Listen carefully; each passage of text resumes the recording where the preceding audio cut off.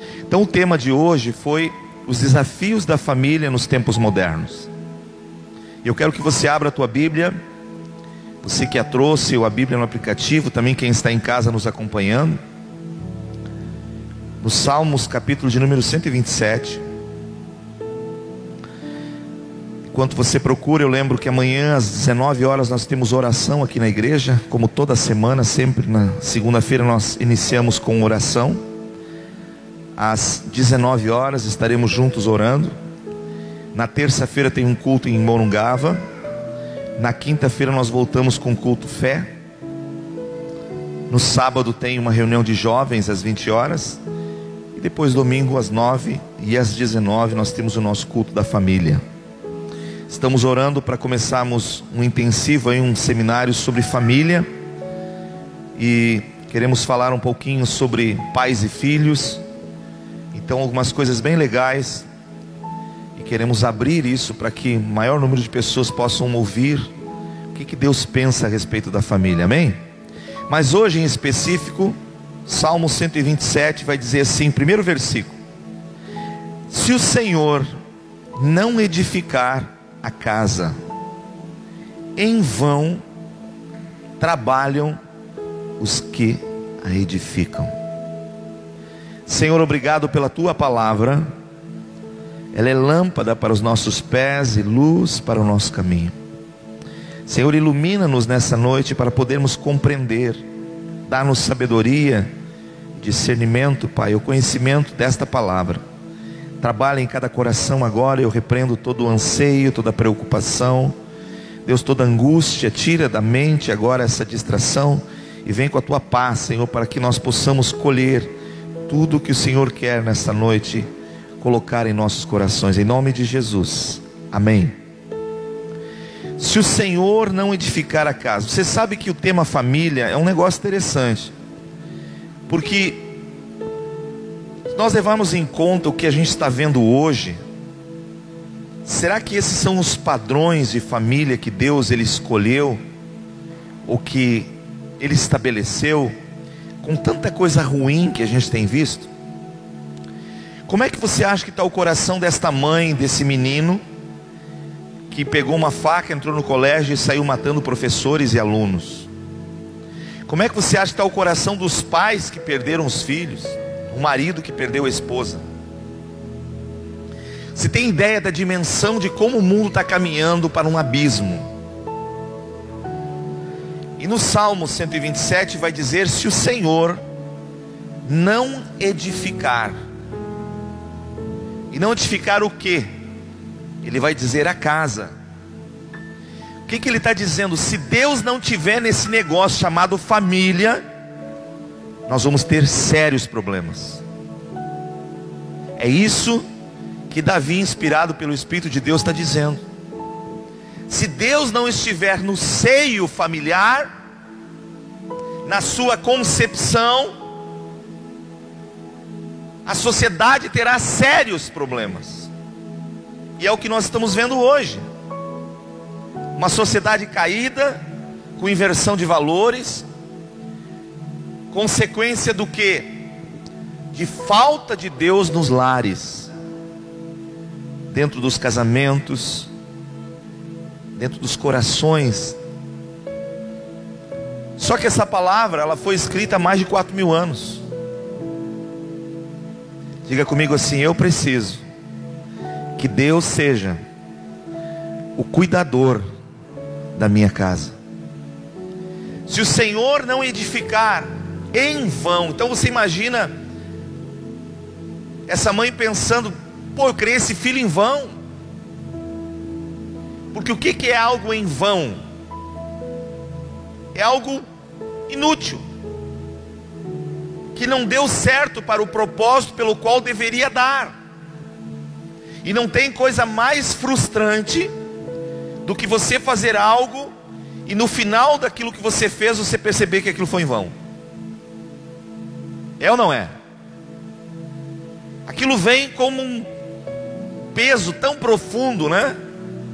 Puxa, gastei todo o meu tempo, me dediquei, e olha aí, foi em vão. E é exatamente isso que a palavra de Deus está nos dizendo. Em vão trabalham aqueles que a edificam. Se Deus não estiver presente, as consequências serão catastróficas. E é o que a gente hoje vê, é o que a gente enxerga hoje no cenário, é o que as mídias estão divulgando, exatamente isso. Agora, dentro desse conceito, a Bíblia vai nos dar alguns conselhos importantes. E se aqui começamos no Salmo dizendo que é importante Deus estar presente, primeira coisa que nós temos que considerar é aquilo que já foi falado por Deus. Deus, sabendo das coisas, Ele já pré-anunciou. Então eu quero que você abra a tua Bíblia em 2 Timóteo, capítulo de número 2.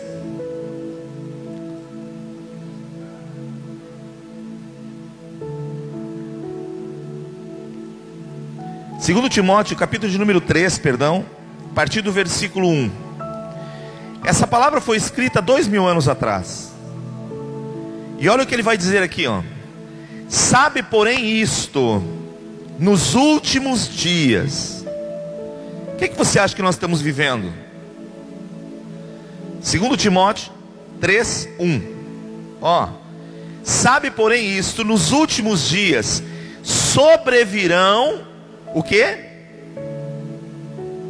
O que que vai sobrevir? Tempos de dificuldade. Por que tempo de dificuldade? Porque as pessoas esqueceram de colocar Deus no projeto família. E quando você esquece um elemento principal, você vai fazer uma construção, aí você quer fazer um concreto. E aí no concreto você compra argamassa ou areia, você compra a brita, você compra o ferro, compra aquele produto que você dilui na alvenarite, alguma coisa assim, mas você não compra o cimento. E você quer fazer uma estrutura. Você acha que dá alguma coisa, Ayrton? Não dá. Pode dar qualquer coisa, um aglomerado de produto, mas não vai dar concreto nem viga, porque a essência do que ligaria não está presente ali.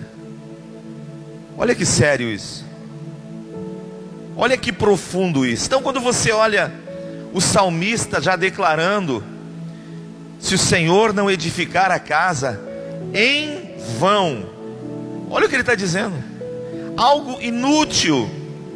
E é o que a gente vê hoje na sociedade. Uma sociedade que está sofrendo por causa do quê? Da falta de Deus dentro do seio familiar. Nesse contexto você olha e vê a grande dificuldade que existe. Agora Paulo vai ensinar aqui dizendo, ó, sabe que nos últimos tempos, nos últimos dias, ele vai dizer assim, sobrevirão tempos difíceis. E por que que virão tempos difíceis? Por falta de Deus no seio familiar, os homens serão egoístas, os homens serão avarentos. E quando eu falo homens, nesse termo bíblico, ele está falando o gênero humano, homens e mulheres. Ó, ele vai dizer, por consequência. Então toda ação, ela vai produzir uma consequência. Quando nós achamos que podemos fazer as coisas sem Deus, nós vamos fazendo, mas não significa que aquilo está dando certo. Vai chegar um momento que vai dar o resultado, o problema daquilo. Então olha só, Paulo diz assim, os homens serão egoístas, os homens serão avarentos, os homens serão jactanciosos, serão arrogantes, serão blasfemadores, serão desobedientes aos pais, ingratos e irreverentes, desafeiçoados, implacáveis, caluniadores, sem domínio de si, cruéis, inimigos do bem, traidores, atrevidos, enfadados, mais amigo dos prazeres que amigos de Deus. Tendo forma de piedade, entretanto, negando-lhe o poder. E aí ele vai dizer: foge também destes. Então qual é o conselho de Deus? É nós reconsiderarmos, à luz da palavra, o que está acontecendo e como a minha família e a tua família está vivendo no meio disso. E uma vez detectando algumas coisas, a Bíblia diz: foge delas. Se Deus tivesse um conselho melhor, eu tenho certeza que Deus teria colocado. Então tem coisas na vida que, você e eu temos que fugir. Amém? Não é simplesmente dizer: não, mas eu suporto isso, porque eu estou num outro nível espiritual, então veja, eu consigo dominar a situação. Não. Quando Paulo vai falar com o jovem Timóteo sobre sexualidade, sobre algumas coisas daquele momento da vida que ele estava atravessando, ele diz assim: e tu, Timóteo, foge das paixões da mocidade. Simples e objetivo. Se quer uma família abençoada, repare o que está na tua volta e o tipo de influência que está vindo para você. Observe as coisas. Olhe se há temor de Deus naquele que está se propondo a caminhar contigo. Então quando a Bíblia vai falar aqui no capítulo 3 sobre o que o homem se tornaria e o que a família se tornaria por consequência da falta de Deus dentro dos lares. Hoje você olha uma notícia dessa e você fica triste.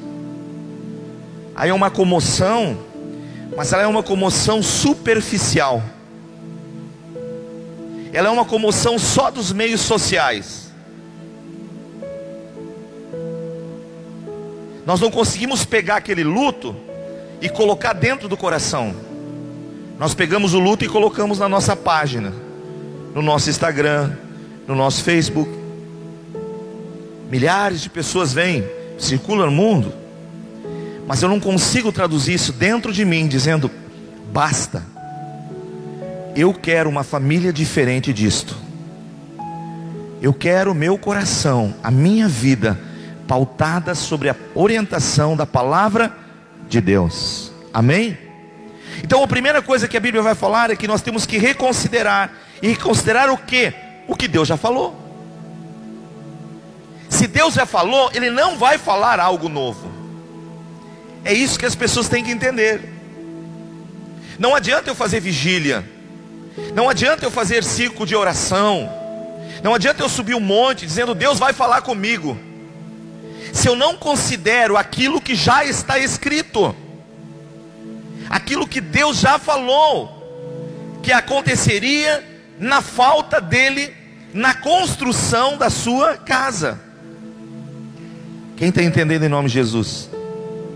Então a primeira coisa, diga: eu preciso reconsiderar o que Deus já falou. Mas isso é tão sério, queridos. Capítulo 13 de Provérbios, você não precisa abrir, vai falar: filho meu, atenta à minha palavra, aos meus mandamentos. E ele vai dar toda uma instrução. Lá no versículo 6 ele vai dizer: reconhece o Senhor nos teus caminhos, e Ele endireitará as tuas veredas. Mas o detalhe é que nós queremos que Deus endireite coisas na nossa vida, mas nós não reconhecemos Ele. E reconhecer significa aceitar e admitir que eu e você dependemos de Deus, não é Deus que depende de nós. Hoje as pessoas vivem na igreja como um Deus que tem um favor para com elas. Não, Deus tem um favor para comigo. Esquece isso. Isso é uma teologia completamente errada. Deus não precisa do Maurício. Deus não precisa de mim. Ele é Deus absoluto em todas as coisas. Agora, do contrário, o Maurício desesperadamente precisa de Deus. em todas as áreas da nossa vida. Então quando ele diz, se o Senhor não edificar a casa, ele está dizendo, se eu não estiver junto nessa construção, tu vai ter sérios problemas na tua vida. E aí vem os casamentos, os recasamentos, sabe, filhos sofrendo, uma dor espalhada pela sociedade, depressão em jovens, jovens com sentimentos de não quererem viver. E não estou falando só lá fora, estou falando também com sentimentos dentro da igreja. Por quê? Porque nós precisamos, no primeiro passo, é reconhecer, eu preciso de Deus e do que Ele já falou. O meu anseio não tem que ser em Deus falar algo para mim novamente. O meu anseio tem que ser descobrir o que Ele já falou, aquilo que já está estabelecido como princípio. E é isso que eu tenho que trazer para a minha vida, e você para a tua vida, amém? Então, considerando isso, quando você abre o coração e você entende isso, Ele vai mudar coisas em nós. Em 2 Crônicas 7,14, Ele fala, se o meu povo que se chama pelo meu nome se humilhar, orar e me buscar, ouvirei do céu, perdoarei os seus pecados e sararei a vossa terra. Então Deus tem a cura que nós precisamos, amém? Mas uma sociedade com famílias problemáticas é uma sociedade problemática. Agora, uma sociedade com famílias curadas é uma sociedade forte, amém? Então, quando você olha para esse princípio, de você olhar biblicamente aquilo que Deus já anunciou, que Deus já falou, sabe? É interessante isso. Quando Ele fala sobre os males da corrupção dos últimos dias, Ele está falando aqui, foge também desses. Não deixe que isso tire a tua fé. No versículo de número 10 diz, tu porém tens seguido de perto o meu ensino, procedimento, propósito, fé, longanimidade, amor e perseverança.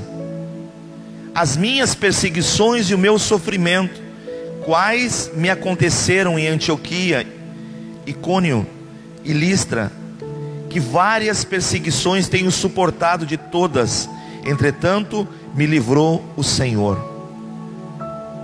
Verso 12, ora, todos quanto querem viver piedosamente em Cristo Jesus, o que vai acontecer? Serão perseguidos.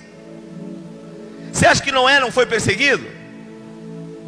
Você acha que Abraão não foi perseguido? Todos aqueles que decidiram viver uma vida piedosa com Deus foram perseguidos, mas a Bíblia diz que Deus guardou aqueles que nele perseveraram. Como foi nos dias de Noé? O que a Bíblia diz nos dias de Noé? Casavam, davam-se em casamento, festejavam, até que veio o dilúvio. Exatamente diz assim o texto. Em Hebreus, quando escreve sobre a galeria dos heróis da fé, cita Noé, e vai dizer lá no verso de número 7, pela fé, Noé, divinamente instruído. Sabe o que Noé fez? Botou Deus dentro dos seus projetos. Você quer viver um tempo diferente de gozo na tua vida, de instrução de Deus? Coloque Ele nos teus projetos. Coloque Ele nos teus projetos. Porque Noé fez isso. Eu gosto desse divinamente instruído. Não são todos que gostam de ser instruídos, você sabia? A gente tem uma dificuldade de aceitar a instrução. Mas quando a gente se propõe a deixar aquilo que Deus já falou ministrar o nosso ser, nosso coração, nós nos tornamos melhores maridos, melhores esposas, melhores filhos. Nós nos tornamos melhores irmãos, amadurecidos e fortalecidos em Deus. Vamos ser perseguidos? Sim, mas Deus vai nos livrar de tudo, porque Ele é Senhor. Amém? O segundo conselho que a Bíblia vai dar para você trabalhar esse tempo de dificuldade está em Romanos 12. Abra lá. Romanos capítulo de número 12.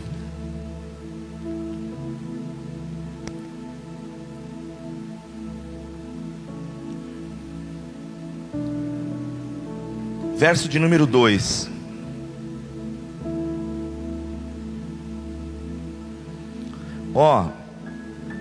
E não vos conformeis com este. E não vos conformeis com este. Essa palavra século tem a ver com a palavra mundo. Então a Bíblia está dizendo que nós temos que ter o cuidado de nós não nos deixarmos moldar pelo mundo. Porque a visão de Deus sobre família é uma, a visão do mundo sobre família é outra. Se você considerar o que Deus já falou, então o segundo ponto agora é você permitir que o Espírito de Deus renove a tua mente. E eu só vou permitir Deus renovar minha mente quando eu não me deixo ser moldado pelo mundo. Que eu não aceito o que o mundo está impondo como verdade, porque foge dos princípios daquilo que Deus já estabeleceu. Então, quando diz não se conformar, é não viver como vivem as pessoas mundanas, mas deixar Deus transformar a nossa vida por completo, começando pela nossa forma de pensar. Porque eu não consigo mudar hábitos sem antes mudar o meu pensamento sobre aquilo. Tudo passa pelo nosso pensamento. Enquanto eu permito me pensar daquela forma eu vou viver, daquela forma eu vou existir. Então, se eu hoje recebo a palavra de Deus no meu coração, eu começo a considerar agora o que Deus estabeleceu, eu preciso abrir a minha mente para Deus. E considerando que eu posso mudar e ser diferente do que eu fui no passado. Você quer ver um exemplo? Quando eu me converti, eu cheguei na igreja, nós tínhamos o Everton pequeno. 3 meses, 4 meses eu comecei na igreja.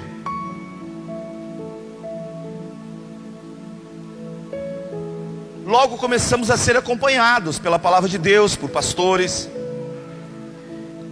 E aí tinha um seminário sobre cura, sobre família. Eu fui.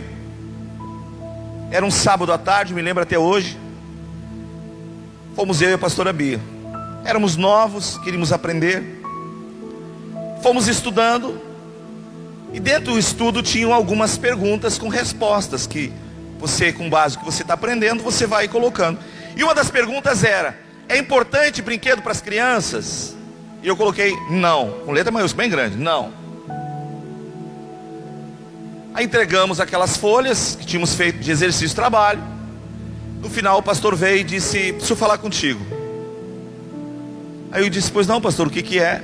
Ele disse: eu vi que na tua ficha lá você colocou que brinquedo não é importante para as crianças. Por quê? Simples. Não era importante para o meu pai. Brinquedo nós ganhávamos 1 por ano. Então, se não foi importante para mim, com base ao meu pai, não é importante de mim para o meu filho. E ele disse: senta aqui, vou te mostrar biblicamente quão importante é para as crianças, e que a tua forma de pensar está errada. E eu comecei a deixar Deus moldar a minha mente. Comecei a deixar Deus trabalhar em coisas da minha vida que eu havia aprendido, mas que agora precisavam ser diferentes. Quantas vezes nós chegamos na igreja com a concepção de algumas coisas já pré-organizadas, e nós achamos que aquilo é o certo. Se você não abrir o teu coração, a tua mente para Deus, e deixar o Espírito de Deus, primeiro, desconstruir aquilo e construir algo novo de Deus, você vai passar um tempo na igreja e vai continuar tendo coisas frustradas na tua vida. Porque a Bíblia diz que eu não posso me conformar com o que está acontecendo no mundo, inclusive aquilo que eu já aprendi, e eu preciso renovar a minha mente. Eu preciso abrir o meu entendimento que Deus conhece todas as coisas. Então eu comecei a ver a importância disso. Quem está entendendo em nome de Jesus? Eu achava que não era importante passear com os meus filhos. E comecei a deixar Deus reprogramar algumas coisas dentro de mim. Por quê? Porque essa é a vontade de Deus. Esse é o querer de Deus. E boa parte do que herdamos sanguinamente, nós queremos repassar isso. E quando você olha para alguns textos bíblicos, como por exemplo o livro de Reis, fala muito sobre a genealogia de reis. Mas é interessante que você vai pegar alguns reis que vai dizer assim: e Josias, filho de Davi. Mas Josias não foi filho de Davi. Mas por que Deus está contando a linhagem espiritual e não está contando a linhagem natural? Porque o seu pai havia sido um fracasso. Mas aí aquele filho decidiu deixar Deus reprogramar a sua mente, seu coração. E ele foi doutrinado por alguém que tinha doutrinas de Deus na sua vida. Então quando foi escrito os livros de Reis, contou a linhagem espiritual. Olha como é forte isso. Isso está diminuindo a questão do pai? Não. Mas Deus está colocando as coisas no seu devido lugar. Nós temos o direito de escolher o que queremos para a nossa vida, amém? Mas quando você olha para uma sociedade caída como essa, você fica pensando: eu vou continuar caminhando de acordo com o mundo, ou eu vou caminhar com os princípios de Deus? É uma escolha que você pode fazer. Quando você reconsidera Deus naquilo que Ele já falou, eu não estou falando no que Deus vai falar, mas no que Ele já anunciou, no que Ele já predeterminou. Agora você deixa Deus renovar e programar a tua mente. Você está entendendo? E se todos nós fizermos isso, nós vamos ver que nós temos uma oportunidade de melhorar. Então se o pastor Everton hoje olhar para Deus e ver a oportunidade, ele pode ver talvez que algumas coisas que eu apliquei na vida dele lá no início não eram corretas e boas. Mas ele pode mudar isso agora. Você está entendendo? E a gente não fica bloqueado dizendo: ai, mas eu tenho um sentimento de culpa porque eu estou debaixo de uma maldição. Não, você está debaixo de uma oportunidade de Deus de renovar o teu coração, a tua mente, para viver um propósito de Deus. Tudo vai depender de você. Se você aceitar o molde do mundo, você vai continuar atrofiado, vai continuar bloqueado. Mas se você abrir o coração e deixar Deus renovar, você vai ver que você pode ser um melhor esposo, uma melhor esposa, um melhor filho, um melhor profissional e um excelente irmão na igreja. Tudo com base em o quê? Você abriu o teu coração para Deus. Você considerou o que Ele falou, e você agora deixou a tua mente aberta, dizendo: Senhor, o que não é teu, desconstrói e constrói o que é teu. Ou de outra sorte, por que Jesus falou sobre Mateus 7:24? Sobre os fundamentos. Ele diz: aqui compararei o homem sábio e prudente, que edificou a sua casa sobre a rocha. Ele está dizendo: quem é que é a rocha? É Cristo. Mas veja que Deus dá a rocha e também dá ainda o material para você edificar na rocha, a sua palavra, amém? Que são fundamentos importantes na nossa vida. Então, olhando aqui, você percebe a oportunidade que Deus dá. Agora, por que a gente precisa renovar? Vá a 2 Coríntios capítulo 4, verso 4. Olha o que Paulo fala a respeito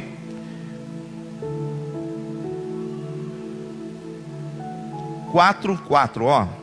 2 Coríntios 4, 4. Nos quais o Deus deste século. Perceba que a palavra Deus aqui está em letra minúscula. O Deus deste século cegou o entendimento. Se nós estamos falando de uma mente aberta, percebe onde é que o diabo trabalha na vida das pessoas? É num endurecimento na nossa mente. ele faz nós ficarmos confusos para as coisas de Deus, porque diz aqui, ó, nos quais o Deus desse século cegou o entendimento dos incrédulos. Então o que o diabo quer? Que as pessoas não tenham conhecimento de Deus. Você pode ter conhecimento de tudo no mundo, menos de Deus. Por quê? Jesus já havia falado: e conhecereis a verdade, e a verdade vos libertará. Quando você abre o teu coração para Deus, a verdade dele vai te moldar e vai tirar coisas dentro de você que não eram boas. Então o diabo não tem interesse nisso. Ele quer manter a nossa vida cega. Então ele nos bloqueia. Nós enxergamos muitas coisas legais no mundo e rejeitamos as coisas de Deus. Olhamos para as coisas de Deus e dizemos: não, isso aqui se der eu faço. Por quê? Porque o diabo vem na nossa mente para nos embrulhar e não nos fazer ser amigos de Deus. Então ele nos incita a sermos amigos do mundo, a gostarmos dos prazeres do mundo, a cultivarmos as coisas do mundo e termos dificuldade para amarmos as coisas de Deus, porque ele sabe que à medida que você te entrega, corpo, alma e espírito, você tem um encontro com Deus, tua vida é renovada, tua mente é aberta, você conhece o amor de Deus, você conhece a sublimidade de Deus, você faz que nem Paulo, você considera as coisas do mundo tudo como refúgio. E aí você começa a cuidar da tua família, você começa a cuidar da tua casa. Nosso maior bem, queridos, é a nossa família.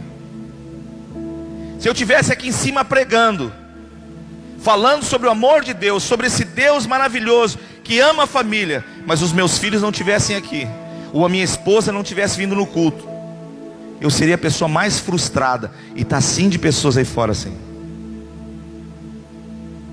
Elas vão para o altar de Deus falar do amor de Deus, falar de coisas lindas de Deus, mas elas não conseguem cuidar da sua família, que é o maior patrimônio que Deus nos deu aqui na terra.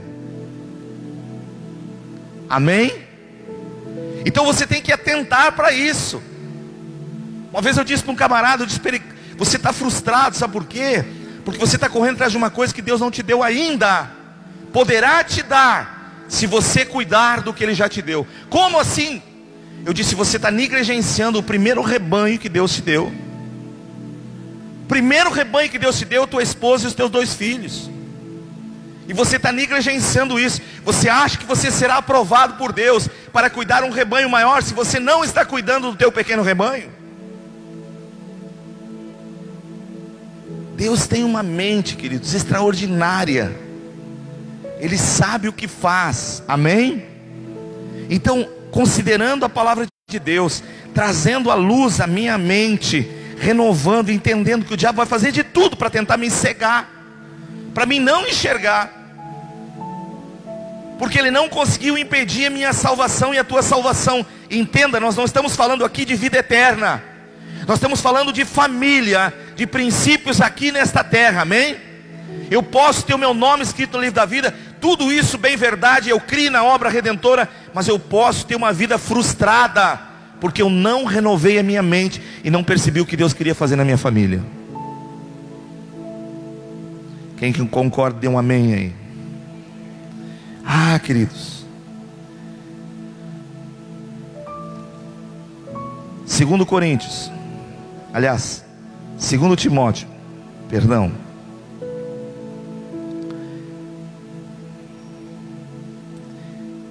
capítulo 3,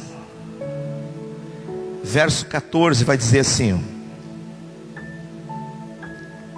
tu, porém, permanece naquilo que aprendestes e que fostes inteiramente o quê?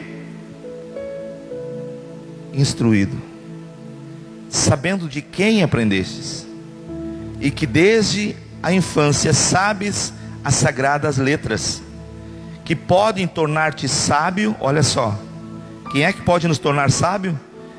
As sagradas letras, diga a palavra de Deus. E olha o que vai dizer aqui: que podem tornar-te sábio para a salvação pela fé em Cristo. E aí ele vai dizer, verso 16: porque toda a escritura, ela tem a inspiração de Deus, amém? Eu amo esse texto. Toda a escritura inspirada por Deus, tem o DNA de Deus aqui. Toda a escritura é inspirada por Deus, e então por isso ela é o quê? Diga comigo, útil. Nós lemos lá nos Salmos 127, que diz: se o Senhor não edificar a casa, em vão trabalham as que edificam. Significa inútil. Agora aqui você vai entender que Deus está dizendo, ó, toda a escritura é minha inspiração, e ela é útil. Útil para quê? Para ensinar, para repreender e para corrigir, para educar na justiça, a fim de que todo homem de Deus seja o quê?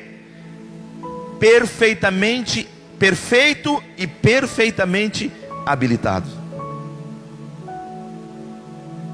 Então, quando você abre a tua mente a Deus, você deixa Deus trabalhar, você deixa o Espírito de Deus mudando a concepção de coisas. Você ora a Deus, dizendo: Senhor, eu fui criado dentro de um lar, eu conheci, amei meu pai, mas talvez algumas coisas que o meu pai me moldou não tem nada a ver com a tua palavra, e eu preciso agora, Senhor, reconstruir algo novo dentro de mim. Eu preciso da tua ajuda, Senhor.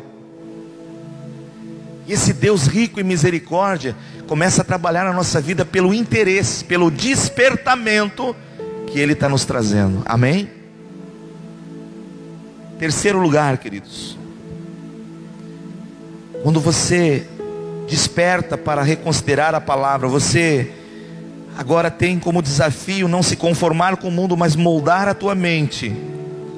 Em terceiro lugar, vem agora um despertamento para você viver com Deus dentro da tua casa. Nós temos num advento muito forte das tecnologias. Hoje um aparelho celular, ele controla ar-condicionado da casa. Você já viu isso? Ele controla o controle remoto da televisão. Ele controla a conta bancária. Ele gere tudo o que a empresa tem. Um aparelho celular. Pastor Epson já pregou outro dia com muita propriedade o tempo que nós passamos envolvido com esses aparelhos, onde nós temos a oportunidade, quando estamos em casa, de conversar com os nossos cônjuges pelo WhatsApp. Um está no quarto, o outro está na cozinha, e estão se falando pelo mensagem. Você sabe que a cultura judaica, o cômodo mais precioso da casa, dentro da comunidade judaica, é a cozinha?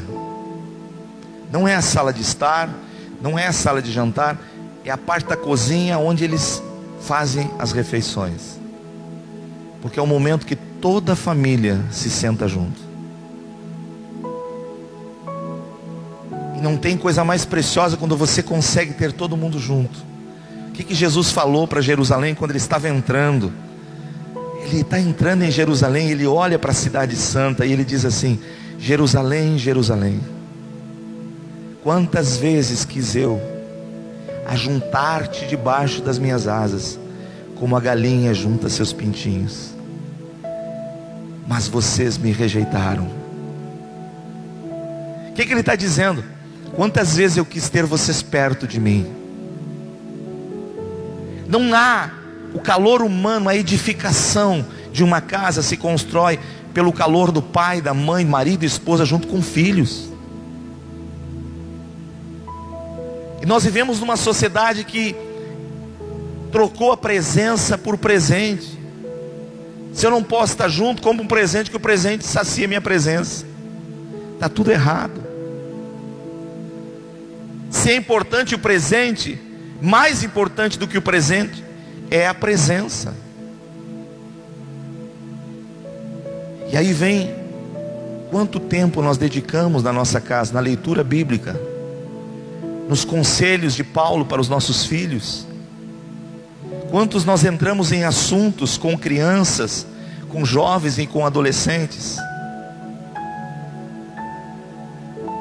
Você percebe que nós estamos nesse advento da sociedade, está sendo inundada pelas mídias sociais. E acompanha comigo. No nosso tempo, Luiz, nós não tínhamos aparelho celular. Então as notícias, elas chegavam de que forma? Meu pai tinha uma televisão 14 polegadas, depois comprou uma de 20, com tubo de imagem, quem lembra disso? Que colorido era só quando você botava um papel solofone na frente, o vermelho, o amarelo, quem é desse tempo? Você tinha uma televisão colorida, aí comprava um laminado, botava na frente para mudar a cor. Aí quando ligava o botão fazia tum, acendia uma luzinha no meio da televisão e ela ficava ali demorando, lembra, Ayrton? Para abrir a imagem, que era um tubo de imagem. Depois de aberta, às vezes ela queimava um tubo e ficava só uma parte da TV funcionando, ou senão ela ficava pulando. Lembra disso, não? Como é que nós tínhamos os acessos das informações? Como é que chegava até nós as informações?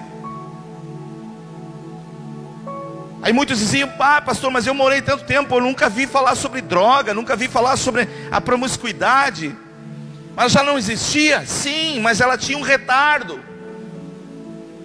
Agora não, queridos, agora os nossos filhos estão sendo criados no meio de uma geração onde você tem no telefone todo o acesso do que está acontecendo simultaneamente online. E os pais não param para conversar com os filhos sobre isso.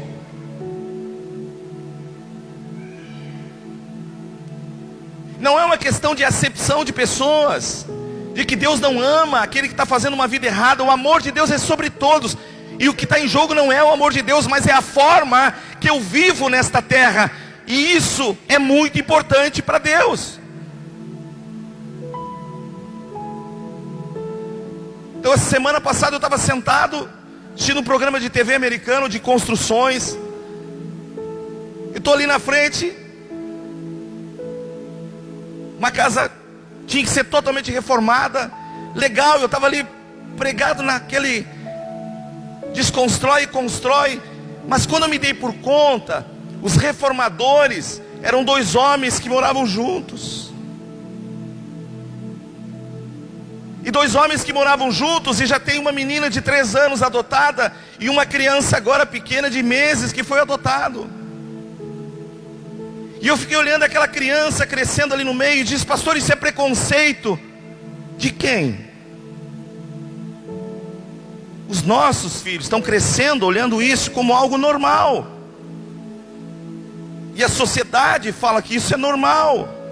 Mas normal não é o que o meu Deus tem falado.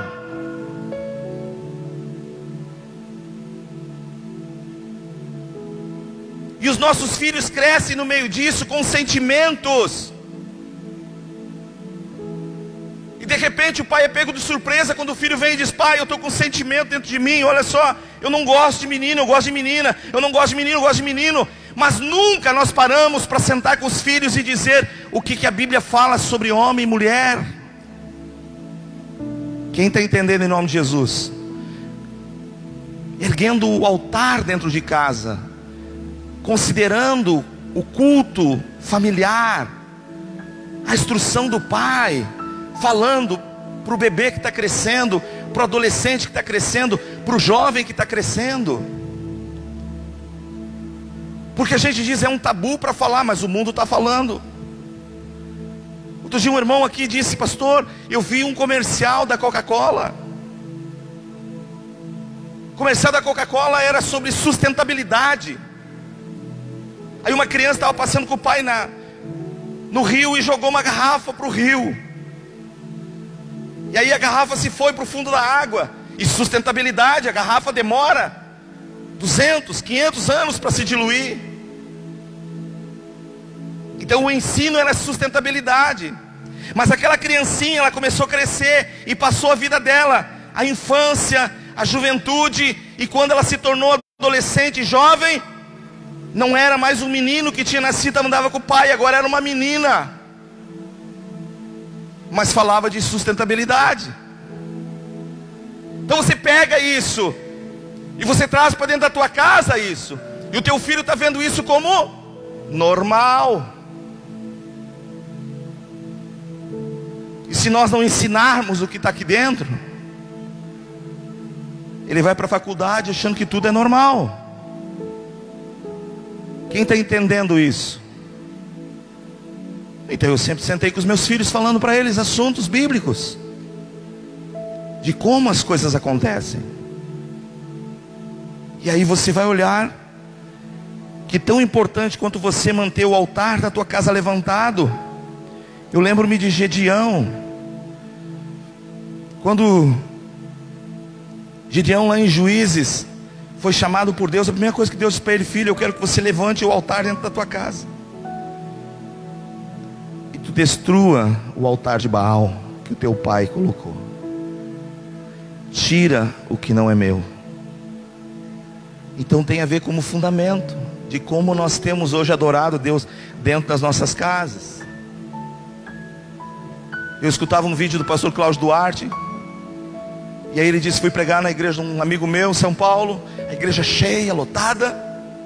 Aí chegou o pastor para dar uns anúncios, meu amigo estava sentado na frente, ele disse, sentam todos. Aí o povo sentou, ele disse: eu quero passar um videozinho para vocês, é bem rapidinho. Aí botou no telão. Qual era o vídeo? A Globeleza, naquele jeito que você sabe, sambando. Ele disse: eu comecei a escorregar na cadeira e eu queria ir para debaixo da cadeira. Pensei, eu conheço esse homem, mas o que ele está fazendo? E ele está ali colocando aquilo. Aí quando termina ele pergunta para a igreja: quem gostou? Você acha que alguém levantou a mão e dizer: glória a Deus, pastor? Não, disseram: tira isso, pastor. E ele disse: ah, que interessante, aqui na igreja não pode, mas na tua casa pode.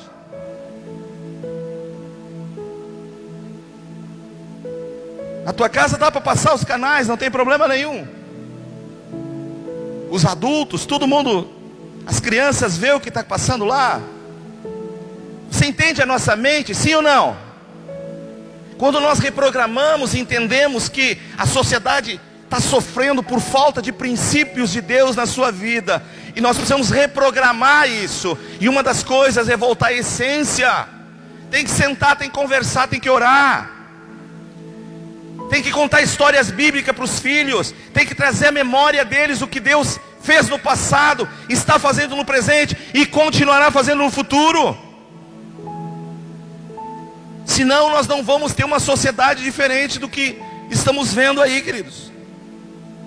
Jovens fortes, maduros, cheios do Espírito Santo, não cheios de porcarias que o mundo está colocando nas suas mentes, e passa desapercebido pelo coração dos pais, e entram para dentro das nossas casas, e nós ficamos como quem? Ah, Deus está comigo. Não, meu irmão, está errado. Temos que levantar o altar de Deus, de oração, de louvor, de comunhão com o Pai, de incentivar os filhos a amarem a Deus, incentivar os filhos a curtir a palavra de Deus, a terem o desejo de cultuarem a Deus. Eu me lembro da Beatriz. Todos eles passaram por histórias do esmilinguido. Lembra disso, Everton? Josiel, Patrícia, livro grosso assim do esmilinguido. Toda noite era uma história. Não vou dormir sem contar uma história. Tinha que ir lá com aquele livro contar a história dos esmilinguidos. Interessante que eles não sabiam ler, mas ele já tinha decorado o que estava ali. E aquilo que mais eles gostavam, eles diziam: vai no número tal, que já era a história que ele gostava. Você vai inculcando aquilo, você vai trazendo aquilo à memória, queridos. E mesmo assim, o mundo tentou pegar os meus filhos. Agora você imagina se você deixa na liberdade, na boa. Não, eu vou na igreja, está legal, Deus está abençoando. Não, o mundo não brinca, o diabo não brinca. Jesus disse em João 10, o ladrão tão somente veio roubar, matar e destruir. Mas ele diz: eu vim para que tenham vida, e vida em abundância. Então você olha para Jesus e você vê o interesse dele em restaurar a nossa vida. Foi para isso que ele veio. Então você olha a família moderna hoje, queridos, e você não consegue entender que nós precisamos vencer o poder da influência da mídia negativa. Nós precisamos, na força do Espírito Santo, vencer esta oposição das trevas. Porque tudo que você vai ver tem uma mensagem subliminar. Os moldes tradicionais, eles querem afundar. Você está entendendo? Aí vem a propaganda que ela vem cá, sobre perfume, sobre roupa. É a mesma coisa. É as mulheres se abraçando, se beijando, é os homens se abraçando, se beijando. Mas é o comercial da venda do perfume. Você está entendendo, em nome de Jesus? O ano passado foi a Natura. Tantas mulheres lindas no Brasil pegam um homem que se fez de mulher para fazer uma propaganda de perfume. Você está entendendo como é que o mundo se porta? E quem aqui é de Deus nessa noite? Você pode levantar a tua mão e dizer: eu sou de Deus. Senhor, reprograma a minha mente e o meu coração. Porque é isso que nos falta, queridos. É nós reconsiderarmos isso dentro do nosso coração. Respeito quem faz diferente.